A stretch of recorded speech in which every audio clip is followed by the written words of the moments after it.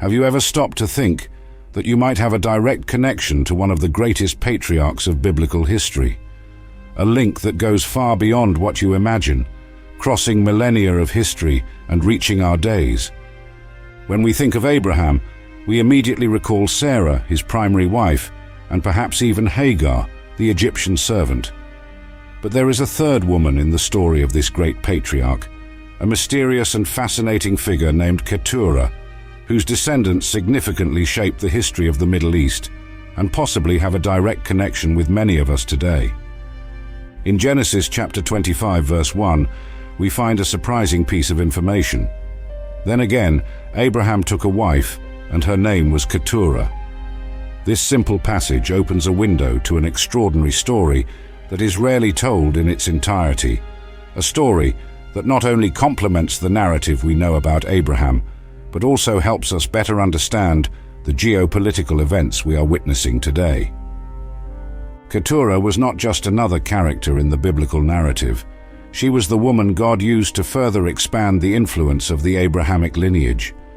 She bore 6 sons who would become patriarchs of powerful nations.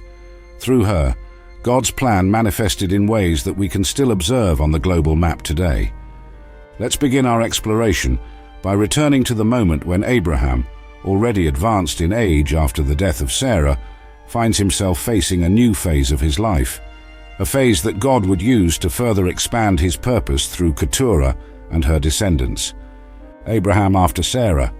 In the biblical narrative, we find a profoundly touching moment in Genesis chapter 23, verse 2. And Sarah died in Kirjath Arba, the same as Hebron, in the land of Canaan. And Abraham came to mourn for Sarah and to weep for her. This moment marks not only the end of an era, but also the beginning of a new phase in God's plan through Abraham. Abraham was 137 years old when Sarah passed away. The Bible shows that he had bought the cave of Machpelah from the Hittites to bury his beloved wife, thus establishing the first piece of land that would officially belong to the promised lineage. Genesis chapter 23, verses 17 to 20. This act symbolized not only his love for Sarah, but also his faith in the divine promises concerning that land. The patriarch now found himself in a peculiar situation.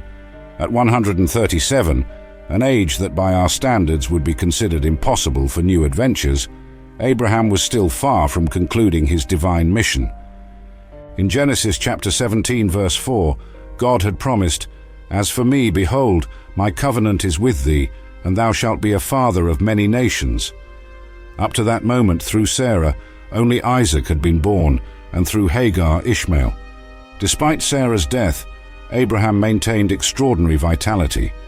Genesis chapter 25, verses 7 and 8, tells us that he lived until the age of 175 and died in a good old age, an old man and full of years.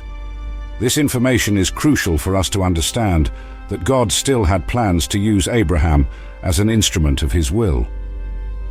The Bible reveals that during this period, Isaac was already married to Rebekah, Genesis chapter 24, verse 67. Ishmael had settled in the desert of Paran, fulfilling the promise God had made to Hagar about her son, Genesis chapter 21, verses 20 and 21. But Abraham's calling to be the father of many nations was not yet completely fulfilled. It was in this context that God moved events to bring Keturah into Abraham's life. In Genesis chapter 25, verse 1, the narrative is presented directly and without detours. Then again, Abraham took a wife, and her name was Katura. This simplicity in the presentation does not diminish the importance of the event. On the contrary, it demonstrates how it naturally fit into the divine plan. Some scholars suggest that this marriage may have occurred some years after Sarah's death, when Abraham was approximately 140 years old. This shows us that God often operates outside our human expectations and presumed limitations. The same God who had allowed Sarah to conceive at 90 years old now used Abraham at an even more advanced age to generate 6 more sons. This period in Abraham's life teaches us profound lessons about how God operates. First, we see that there is no age limit to be used by God. Second, we learn that mourning, although necessary and respected by God, is not the end of the story.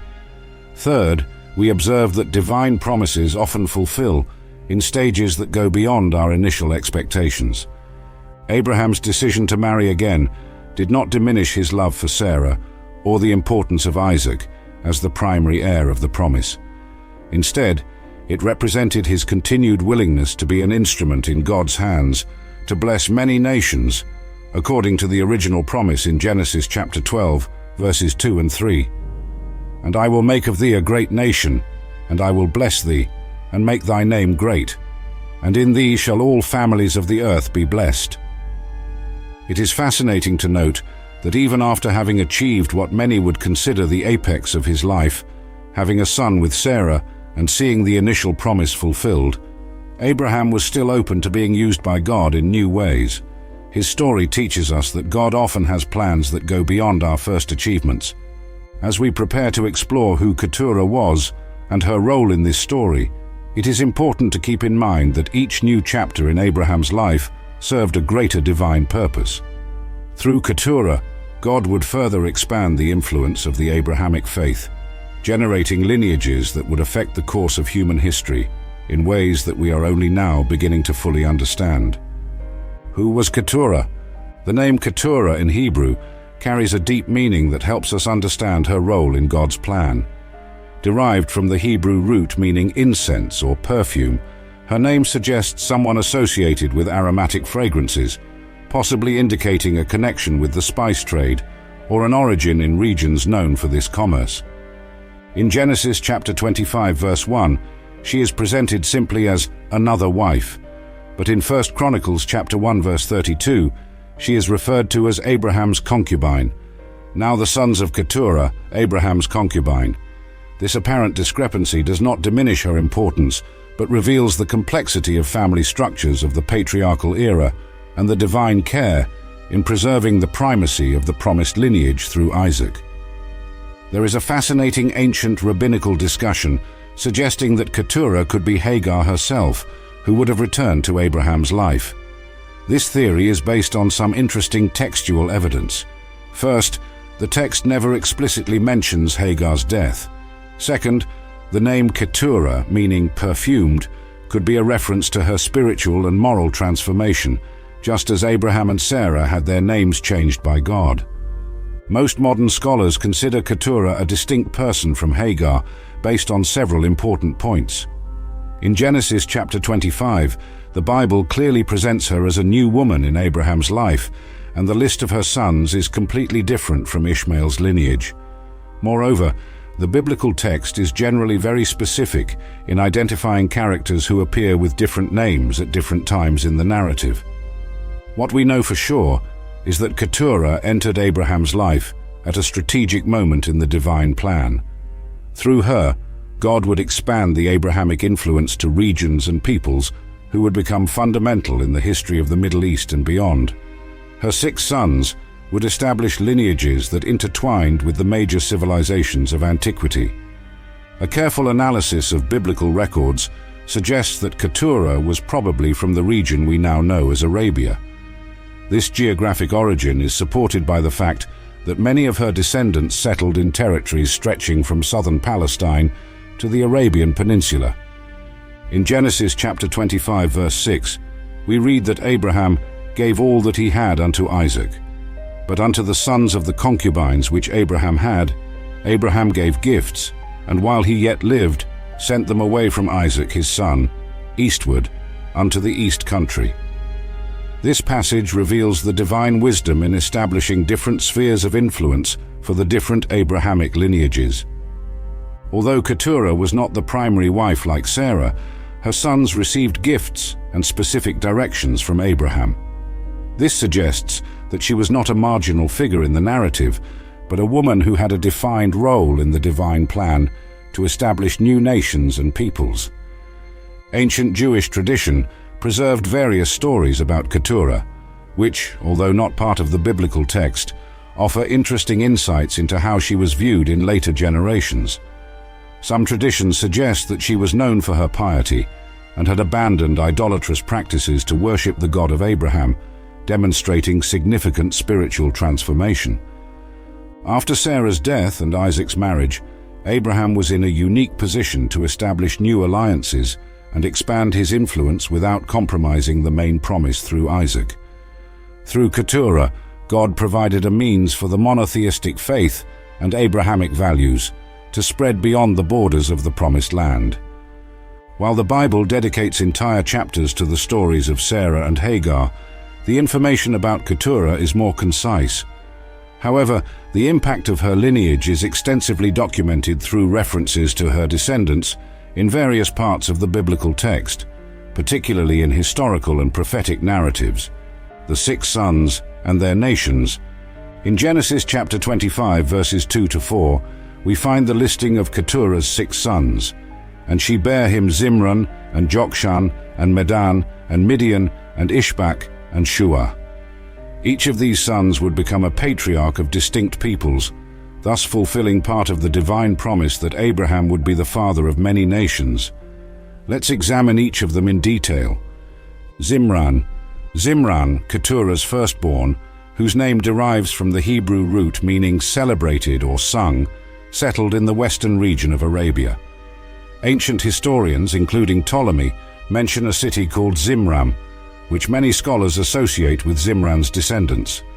This strategic location placed his people on important trade routes between Arabia and the Mediterranean. Archaeological evidence suggests that Zimran's descendants became significant merchants, specializing in the trade of spices and incense, a connection interestingly tied to the meaning of his mother Katurah's name. Jokshan, whose name means hunter or one who sets snares, fathered 2 notable sons, Sheba and Dedan, Genesis chapter 25, verse 3. These 2 lineages would become extremely influential. Sheba settled in what is known today as Yemen, becoming renowned for its wealth in spices and other valuable resources. The Queen of Sheba, who visited Solomon, 1 Kings chapter 10, possibly descended from this lineage.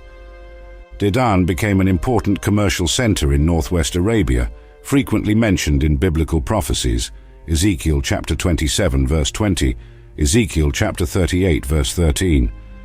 The Dedanites are cited in ancient inscriptions as prominent merchants. Medan, the 3rd son, whose name is related to judgment or contention, settled in a region close to his brothers.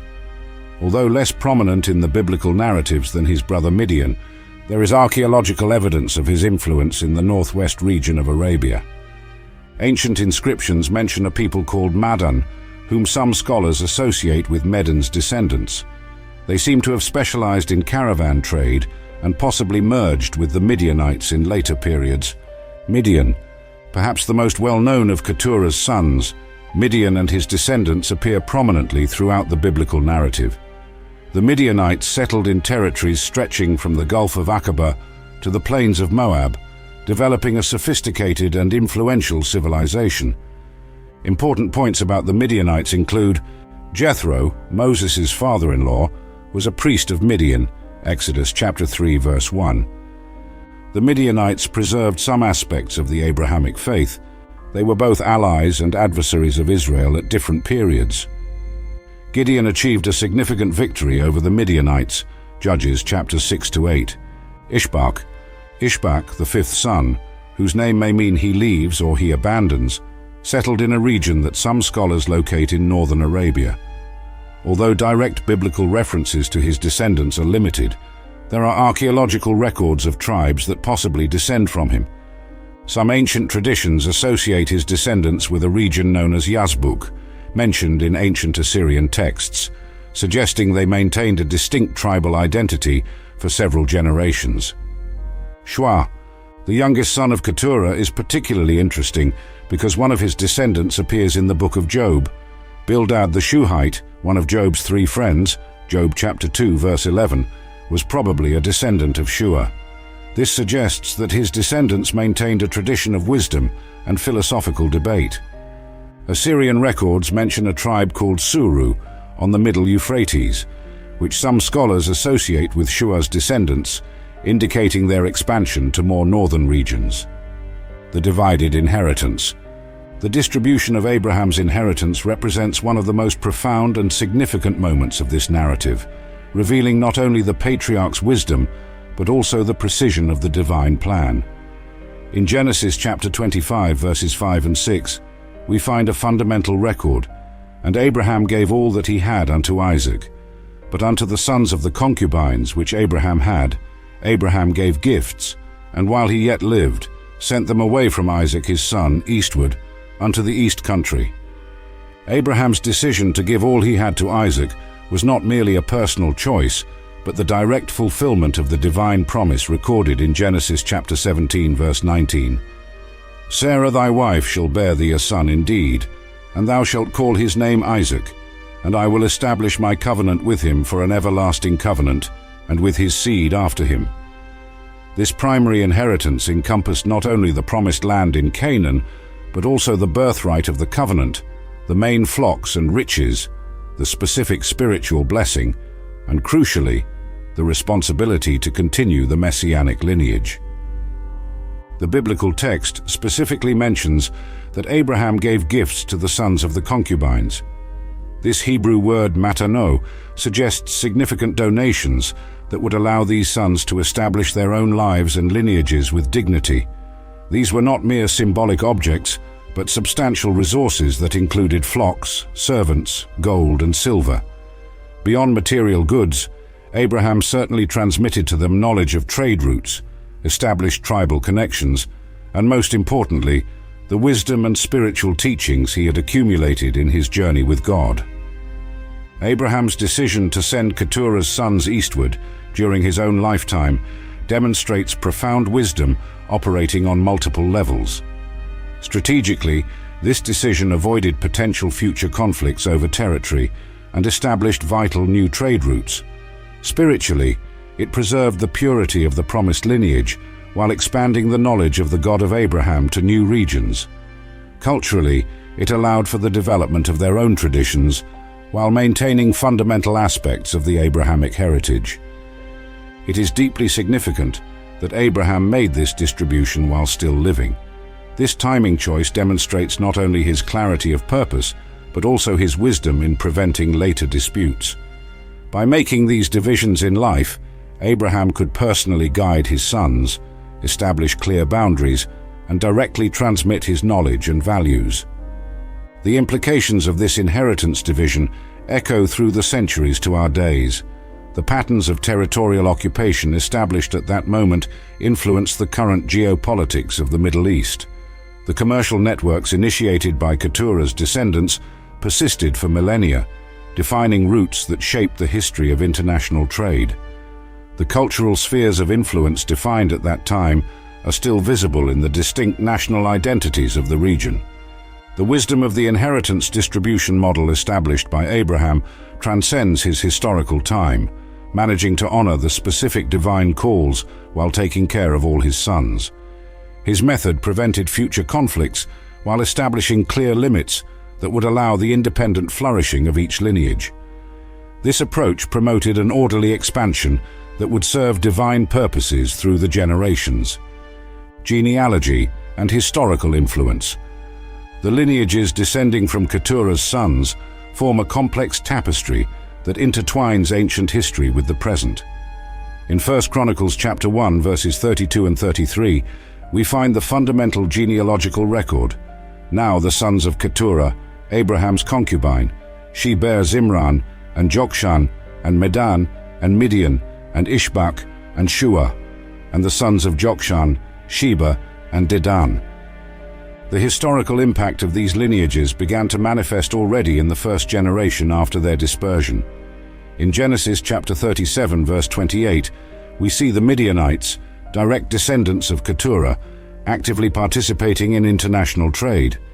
Then there passed by Midianites merchantmen, and they drew and lifted up Joseph out of the pit, and sold Joseph to the Ishmaelites for 20 pieces of silver, and they brought Joseph into Egypt. The influence of Keturah's descendants extended far beyond trade. The Midianites, in particular, developed a sophisticated civilization that left deep marks on Middle Eastern history. In Exodus chapter 2, verses 16 to 21, We find evidence of their social and religious organization through the figure of Jethro, priest of Midian and Moses' father-in-law. Now the priest of Midian had 7 daughters, and Moses was content to dwell with the man, and he gave Moses Zipporah his daughter. Archaeological discoveries along the ancient trade routes of Arabia confirm the extensive presence of peoples related to Keturah. Inscriptions found at sites like Dedan, modern Al-Ula in Saudi Arabia, reveal a rich commercial culture that developed from these lineages. In Ezekiel chapter 27, verse 20, we find a reference to Dedan as an important commercial center. Dedan was thy merchant in precious clothes for chariots. The region of Sheba, associated with Jokshan's descendants through his son Sheba, became so prosperous that its fame reached Solomon. In 1 Kings chapter 10, verses 1 and 2, we read, "And when the queen of Sheba heard of the fame of Solomon, she came to Jerusalem with a very great train, with camels that bear spices, and very much gold and precious stones." The territories occupied by Keturah's descendants formed a strategic corridor linking the Fertile Crescent to the Arabian Peninsula. In Isaiah chapter 60, verse 6, we find reference to these peoples and their trade routes. "The multitude of camels shall cover thee, the dromedaries of Midian and Ephah, all they from Sheba shall come, they shall bring gold and incense." The preservation of aspects of the Abrahamic faith among some of these peoples is evidenced in the story of Job, where Bildad the Shuhite, descendant of Shuah, Keturah's son, demonstrates deep knowledge about God. In Job chapter 8, verse 3, he argues, "Doth God pervert judgment, or doth the Almighty pervert justice?" The interactions between these lineages and the people of Israel were complex and multifaceted. In Judges chapters 6 to 8, we find the conflict with the Midianites that led to Gideon's rise. However, in Exodus chapter 18, we see the wisdom of Jethro the Midianite, contributing to the organization of Israel's judicial system. The cultural influence of these peoples extended far beyond their immediate borders. In Isaiah chapter 21, verses 13 to 17, we find reference to the caravans of the Dedanites and the tribes of Kedar, demonstrating how these lineages became an integral part of the social and economic landscape of the region. Assyrian and Babylonian records also preserved evidence of the presence of these peoples. Inscriptions from King Tiglath-Pileser III, 745 to 727 years before Christ, mention Arab tribes that scholars associate with Keturah's descendants, confirming their continued influence in the region centuries after their initial dispersion. The wisdom and traditions preserved by these lineages found expression in various wisdom books of the Bible. Proverbs chapter 31, for example, contains the words of King Lemuel, the prophecy that his mother taught him, with Lemuel possibly being a ruler of one of the regions inhabited by Keturah's descendants. The legacy of these lineages continued to influence the development of the trade routes that later became known as the Incense Route and the Silk Road. In Ezekiel chapter 27, verses 15 to 25, we find an extensive list of goods and trade partners that included territories associated with Keturah's descendants. This rich historical and cultural heritage established patterns of interaction and influence that persist today in Middle Eastern societies. The complex web of tribal, commercial, and cultural relations that characterizes the region has its roots, in part, in the lineages established through Keturah's sons. Modern geopolitics. The influence of Keturah's lineages on modern geopolitics is revealed through historical and cultural patterns that persist today in the Middle East. The territories initially occupied by Keturah's sons correspond today to strategic regions stretching from northern Saudi Arabia to parts of Yemen, Oman, and adjacent territories. The ancient trade routes established by these lineages, mentioned in Ezekiel chapter 27, formed the basis for important modern economic corridors.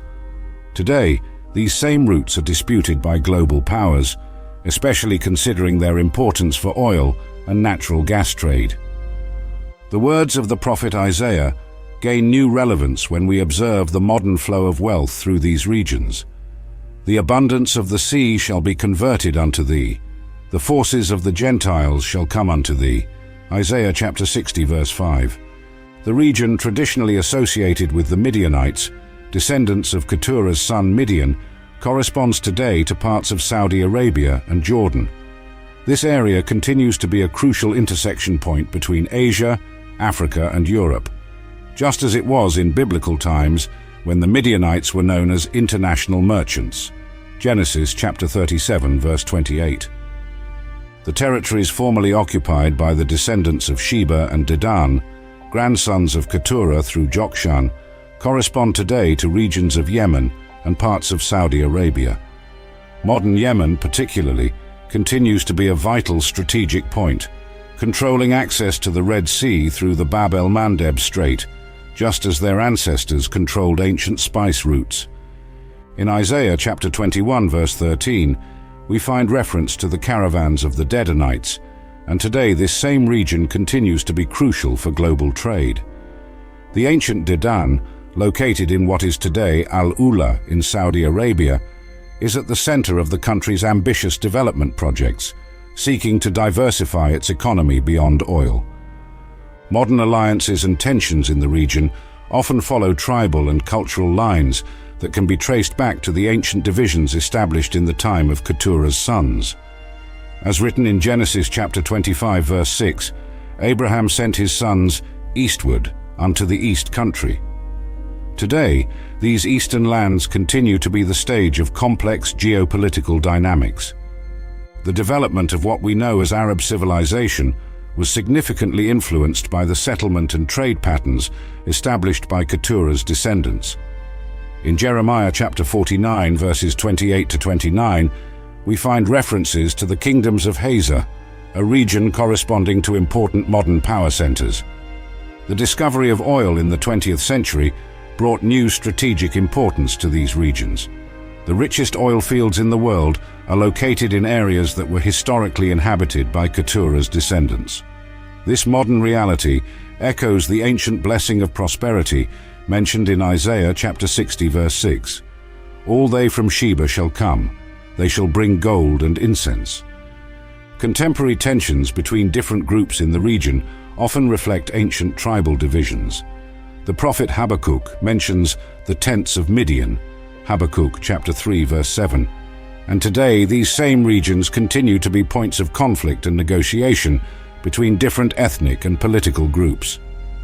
The strategic importance of the Red Sea, a vital trade route passing through territories traditionally associated with Keturah's descendants, continues to grow in the modern world, as written in Isaiah chapter 60 verse 9, "Surely the isles shall wait for me, and the ships of Tarshish first."